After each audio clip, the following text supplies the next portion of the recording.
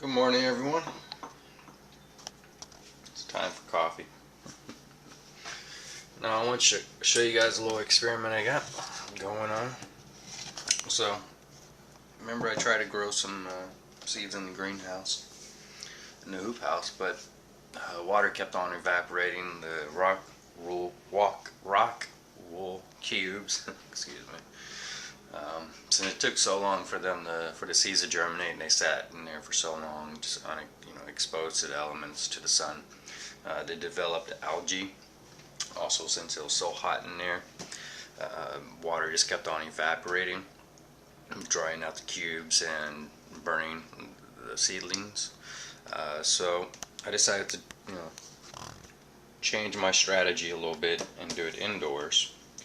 But I wanted a similar environment to the greenhouse, which is humid and enclosed in its own environment. So I had this water filter. This is a PUR filtration system thing you just put in your refrigerator for water. But I no longer had a need for this once I got this refrigerator with the water dispenser and the water filter already included. And actually threw this in the trash. And when I started looking for ways to do my seedlings, I was trying to figure out, I'm like, alright, what am I going to put it in? I don't want to put it in the greenhouse. The girlfriend's going to kill me if I break out my grow light again and do it indoors in the bedroom. So what other option do I have? And I was just throwing something in the trash can, and I like, oh yeah, I just threw this away and I can use it. So there you go. Every time I throw something away, I'm like, I bet I can find a use for this. Sometimes I don't, and it goes in the trash. Sometimes I'm pulling stuff out of the trash. So I got everything inside these little pixie cups. This is to help also control it. Keep the water in there, and there are holes in the bottom of these cups, so it just gets a little drink. And this is a Paul Robson, some tomatoes. So I have 12 different plants going, mostly tomatoes, a couple of, what do you call it? That's a cucumber. Is this a cucumber? Green finger cucumber. This is a baby fingerling cucumber, just starting to sprout. Some watermelon. What is this one? You see sprouts in there coming up. This is probably a tomato. Yeah, yellow pear tomato. That one's starting to sprout. This is a Roma tomato. Got some green beans, some New Zealand spinach that I did next door that did really well. It's very invasive though. I don't remember where I got the seeds from. I only had like a few seeds of this kind of variety of spinach, and I planted some on my side. It didn't do so well, but I planted some at a neighbor's house in a raised bed, and it pretty much took over the entire bed, and I was able to harvest some seeds from it.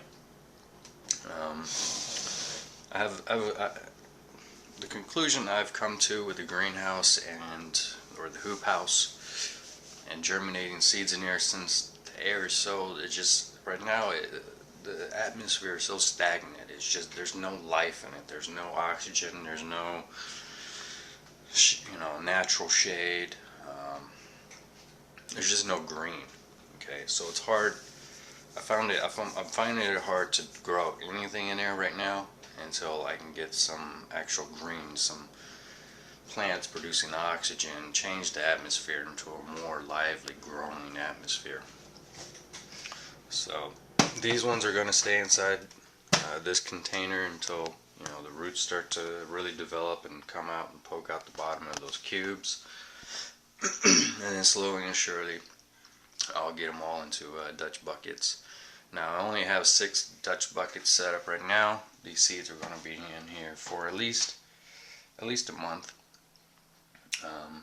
maybe less time, depending on how well the roots develop. Like cucumbers that are sprouting already, the watermelon, which I saw a little bit of growth coming. Those ones will most likely put out a lot of roots fast, so I could probably get those into the greenhouse and use those to help cover my orchids. My orchids are getting a little bit burned, so this whacked, especially the spinach. That's why I grew this spinach, because it shoots out a lot of runners, folding in kind of like a carpet, and so I want that to kind of carpet down and create a shield or a screen for the orchids so they don't burn too badly. Alright, so I'll show you guys the progress as it comes along. And for watering these, it's very easy. Pop off the top, add some water over here, a good amount, so that it reservoirs a little bit, and then the water comes down this way, goes down in the hole where the filter used to be, comes down to the bottom, reservoirs in here, and then after a couple minutes of letting it just sit, I go ahead and release the water, drain it out, and closed it up, and it holds in a lot of humidity. Keeps everything evenly moist and mimics the environment of the hoop house. So there's no transition, no hardening off from this into the hoop house. I think it's gonna work. Today what I'm gonna do is I'm gonna plant some bananas. That's right, half the fish. You keep asking. I got the stuff. I got what I need, and I'm not using it for any jobs or any clients of mine. And what I'm gonna use, this stuff was cheap. Yep. And it's blended, it's compost manure with compost added. That was $1 a bag, compared to the other compost I was buying at close to $8 a bag for 1.5 cubic feet. That's 1 cubic feet. Still a better deal. And I potted up some my cactus. Cactus, they tend to grow to the size of the pot you give them. Like this guy right here was in this tiny pot, and it was completely root bound. So into the larger pot, and I'm sure it will grow and fill that pot in within a year's time. Same with the blue agave, that was very root bound, and that was in this pot right here, or no, it was in that one right there. So just keep in mind when it comes to your when it comes to a lot of potted plants, it grows to the size of the pot. Once it's filled that pot, it stops growing. So if you want to see more new growth in your succulents or your cactus, give it a pot larger than what it's currently in, and it'll fill it in. And some seed bombs that my girlfriend got me. She also got these pots, these French pots, Cordoue, something, product of Paris. And yeah, just some standard potting soil. I broke up the bombs, tossed them in here. This is parsley, dill, cilantro, and basil. They're cool. They grow fast. Alright, off to get the bananas in the ground. About damn time, huh? Peace. Be right back. Yeah. Chickened out. Can't get the bananas in. The dirt's too hard. So, I tried with a shovel. Didn't get very far. Just 2 inches. Tried my tiller. Tiller was just bouncing off of it as if I was trying to till, concrete. I ain't gonna do much. Try to pick. Same thing as a shovel.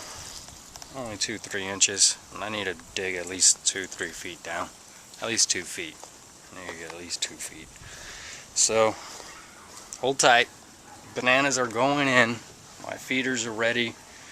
I have one other setup I need to work on for it, the feeders, but I have everything I need, all the supplies I need. They're going in the ground. They're going. Alright, so check in. I'll do another video once I do get them in the ground and go over how I did it, what additions, what change, what not additions, yeah, what additions, and how I'm going to plant them. I'll show you step by step. And this is going to be a method I've learned with a group called the Tree People, because the soil conditions are very similar to what I've worked with planting trees in the city along major highways. You know, you cut a square out of the sidewalk and you plant a tree in the ground, is, you know, it's just as bad as this. Some use their technique, and I'll show you guys what that technique is. Alright, stay tuned. They're coming. Afterfish, they're coming, buddy. They're coming, I swear. Alright, peace.